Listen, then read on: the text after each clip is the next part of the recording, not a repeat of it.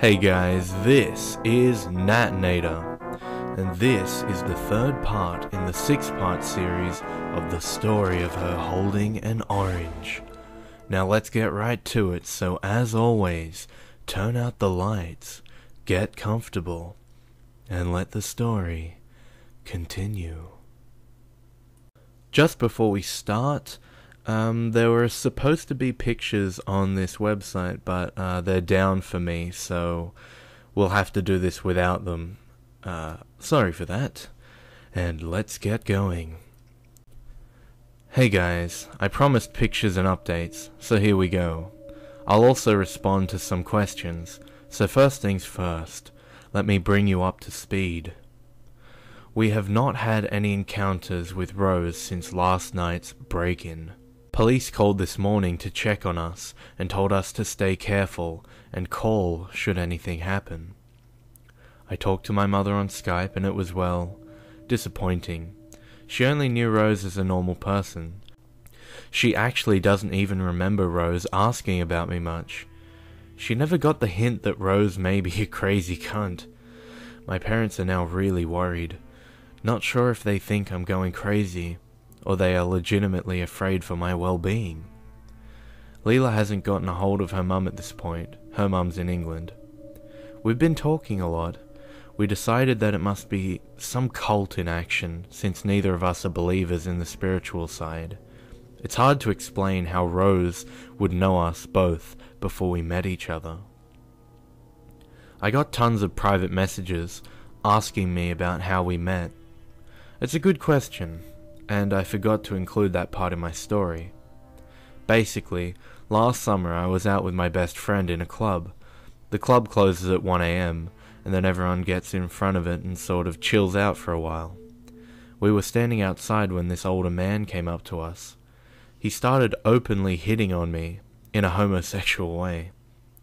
I am far from a homophobe, but this man was persistent.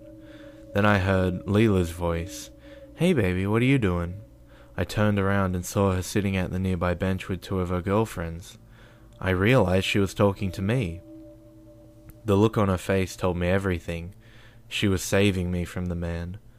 I said, "Excuse me, my girlfriend's waiting," and walked away and sat with Leela. He came after me. Leela and I had an immediate chemistry. Man didn't believe us that we were together and kept asking questions about us. But Leela and I played off each other so well that we finally decided we were telling the truth and left. We kissed that night. She was visiting the town for only 2 days, but promised to come back and see me. And she did 2 weeks later, and we've been together since. I realize that some may suggest that the man was part of the cult and tried to force us onto each other, but it still took free will from both of us to do what we did, so I doubt the possibility of that conspiracy. Leela is in a bad mental shape right now. She's terrified and jumps on every little noise. I don't know how to help. I'm scared myself, but I'm trying to appear strong for her. Some of you have suggested that this story is fake, and I'll say this. I am fully aware of how incredible this all sounds, and this is exactly why I posted it here. Many of you helped with advice and kind words, and I thank you guys. Others that don't believe me, you can view the story as a shitty piece of fiction.